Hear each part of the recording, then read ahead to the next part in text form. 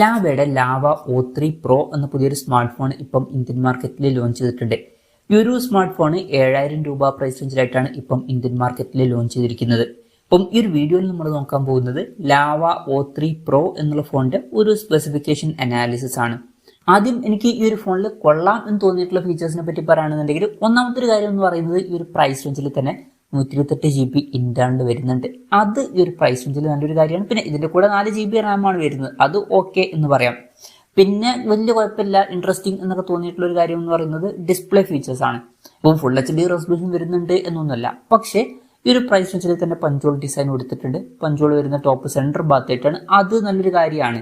ഇപ്പം ചില ഫോണുകളിലൊക്കെ ഈ ഒരു പ്രൈസ് റേഞ്ചിൽ വാട്ടർ ഡ്രോപ്പ് നോച്ച് ഡിസൈനിലെ നോച്ചേ വരുന്നുള്ളൂ. അപ്പം പഞ്ചോൾ ഡിസൈൻ എന്നുള്ളത് നല്ലൊരു കാര്യമായിട്ട് വരും.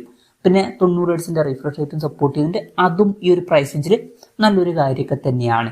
പിന്നെ ഡിസ്പ്ലേയുടെ കാര്യത്തിൽ 6.56 ഇഞ്ചിന്റെ HD+ ഡിസ്പ്ലേ ഇതിൽ വരുന്നുള്ളൂ, HD റെസൊല്യൂഷനേ ഉള്ളൂ. പക്ഷേ ഈ ഒരു പ്രൈസ് റേഞ്ചിൽ അതേ നമുക്ക് മാക്സിമം എക്സ്പെക്ട് ചെയ്യാനും പറ്റുള്ളൂ. ഇപ്പോഴത്തെ ഇതിൽ ഈ ഒരു പ്രൈസ് റേഞ്ചിൽ ഫുൾ HD റെസൊല്യൂഷൻ ഒന്നും എക്സ്പെക്ട് ചെയ്യാൻ പറ്റില്ല. LCD ഡിസ്പ്ലേ ആണ് ഇതിൽ കൊടുത്തിരിക്കുന്നത്. അപ്പം ഡിസ്പ്ലേ ഫീച്ചേഴ്സ് മൊത്തത്തിൽ നോക്കുമ്പോൾ ഈ ഒരു പ്രൈസ് റേഞ്ചിൽ അത്യാവശ്യം തിരക്കില്ലാത്ത നല്ല ഡിസ്പ്ലേ ഫീച്ചേഴ്സ് എന്ന് പറയാവുന്നതാണ്. പിന്നെ ഈ ഒരു പ്രൈസ് റേഞ്ചിൽ വേറെ ഒരു ഫോണുകളിലും നമുക്ക് പഞ്ചോൾ ഡിസൈനും 90 ഹെർട്സിന്റെ റിഫ്രഷ് റേറ്റും കിട്ടുന്നില്ല എന്നല്ല, എന്നാലും ഈ ഒരു പ്രൈസ് റേഞ്ചിൽ നമുക്ക് മാക്സിമം എക്സ്പെക്ട് ചെയ്യാൻ പറ്റിയിട്ടുള്ള കാര്യങ്ങൾ ഇതൊക്കെയാണ്. അത് ഈ ഒരു ഫോണിന്റെ ഡിസ്പ്ലേയിൽ കൊടുത്തിട്ടുണ്ട്. അപ്പം അതാണ് എനിക്ക് കുറച്ചൊക്കെ ഇൻട്രസ്റ്റിംഗ് ആയിട്ട് തോന്നിയിട്ടുള്ള ഫീച്ചേഴ്സ് എന്ന് പറയുന്നത്. ഇനി ഈ ഒരു പ്രൈസ് റേഞ്ചിൽ വലിയ തരക്കേടില്ല എന്ന് തോന്നിയിട്ടുള്ള ഫീച്ചേഴ്സിനെ പറ്റി പറയുകയാണെന്നുണ്ടെങ്കിൽ side mounted finger print sensor ഇതിൽ കൊടുത്തിട്ടുണ്ട്. ഫോണിന്റെ വെയിറ്റ് വരുന്നത് ഏകദേശം 201 ഗ്രാമാണ്. തിക്നെസ് വരുന്നത് 8 mm ആണ്. പിന്നെ ഈ ഫോണിന്റെ ഗ്ലോസി വൈറ്റ്, ഗ്ലോസി ബ്ലാക്ക്, അതുപോലെ തന്നെ ഗ്ലോസി പർപ്പിൾ എന്നീ കളർ വേരിയൻസ് ആണ് ഇപ്പം ഇന്ത്യൻ മാർക്കറ്റിൽ ലോഞ്ച് ചെയ്തിരിക്കുന്നത്. ഇനി പ്രോസസറിന്റെ കാര്യത്തിലോട്ട് വരികയാണെന്നുണ്ടെങ്കിൽ യൂണി SoC T606 എന്ന പ്രോസസർ ഇതിൽ കൊടുത്തിട്ടുണ്ട്. ഇപ്പം ഈ ഒരു പ്രൈസ് റേഞ്ചിൽ ഇത് വളരെ മികച്ച പ്രോസസറാണ് എന്നൊന്നും പറയുന്നില്ല, എന്നാലും ഈ ഒരു പ്രൈസ് റേഞ്ചിന് പറ്റിയിട്ടുള്ള തരക്കേടില്ലാത്ത ഒരു പ്രോസസർ എന്ന് പറയാവുന്നതാണ്. അപ്പം ഈ ഒരു പ്രൈസ് റേഞ്ചിന് പറ്റിയിട്ടുള്ള ഒരു പ്രോസസറും ഇതിൽ വരുന്നുണ്ട്. 5G സപ്പോർട്ടൊന്നുമില്ല, മാക്സിമം 4G സപ്പോർട്ടാണ് വരുന്നത്, അത് ഓക്കെയാണ്. ഈ ഒരു പ്രൈസ് റേഞ്ചിൽ ഇപ്പോഴത്തെ ഇതിൽ നമുക്ക് 5G എക്സ്പെക്ട് ചെയ്യാനും പറ്റില്ല. പിന്നെ ഡെഡിക്കേറ്റഡ് മെമ്മറി കാർഡ് സ്ലോട്ട് ഈ ഫോണിൽ കൊടുത്തിട്ടുണ്ട്. മെമ്മറി എക്സ്പാൻഡ് ചെയ്യണമെന്നുണ്ടെങ്കിൽ എക്സ്പാൻഡ് ചെയ്യാവുന്നതാണ്. 2 സിം യൂസ് ചെയ്യുമ്പോൾ തന്നെ ഒരു മെമ്മറി കാർഡ് നമുക്ക് സെപ്പറേറ്റ് ആയിട്ട് യൂസ് ചെയ്യാം. വെർച്വൽ റാം എന്നുള്ള ഫീച്ചർ വരുന്നുണ്ട്, അതായത് എക്സ്ട്രാ റാം വേണ്ട സമയത്ത് ഇന്റേണൽ മെമ്മറിയിൽ നിന്ന് കുറച്ച് മെമ്മറി എടുത്തിട്ട് അത് റാം ആയിട്ട് യൂസ് ചെയ്യുന്നതായിരിക്കും. അങ്ങനെ 4 GB റാമും കൂടി എക്സ്ട്രാ നമുക്ക് ലഭിക്കും. പിന്നെ സിംഗിൾ സ്പീക്കറാണ് ഈ ഫോണിൽ വരുന്നത്. ഈ ഒരു പ്രൈസ് റേഞ്ചിൽ അത് ഓക്കെയാണ്. ഈ ഒരു പ്രൈസ് റേഞ്ചിൽ നമുക്ക് അധികം സ്റ്റീരിയോ സ്പീക്കേഴ്സ് ഒന്നും എക്സ്പെക്ട് ചെയ്യാനും പറ്റില്ല.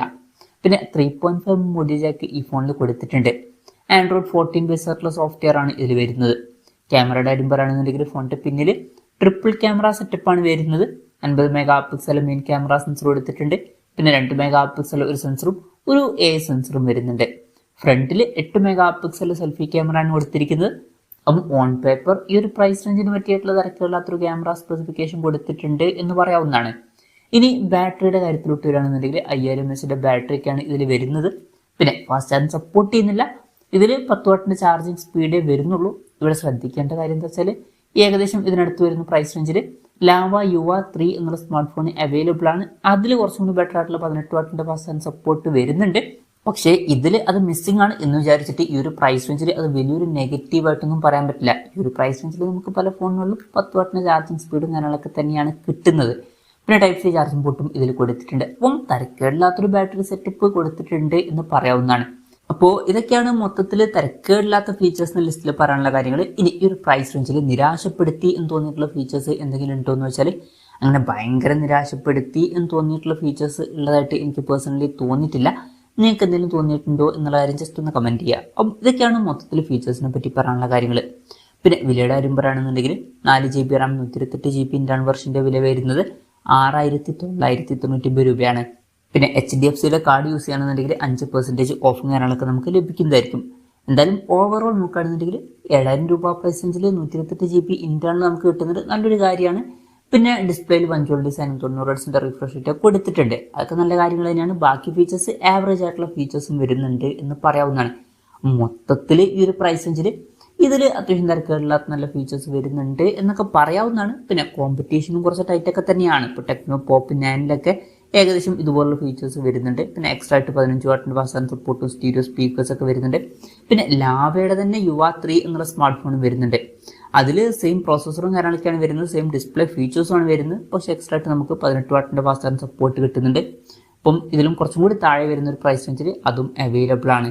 അപ്പം ഈ ഒരു പ്രൈസ് റേഞ്ചിൽ ഈ ഫോണിൽ തിരക്കില്ലാത്ത ഫീച്ചേഴ്സും കാര്യങ്ങളൊക്കെ വരുന്നുണ്ട് എന്ന് പറയാവുന്നതാണ്. പക്ഷേ കോമ്പറ്റീഷനും കുറച്ചും കൂടി ടൈറ്റാണ്. ഈ ഒരു പ്രൈസ് റേഞ്ചിൽ ഇതിൽ ബെസ്റ്റ് ആയിട്ടുള്ള ഫീച്ചേഴ്സ് വരുന്നുണ്ട് എന്നും നമുക്ക് പറയാൻ പറ്റില്ല.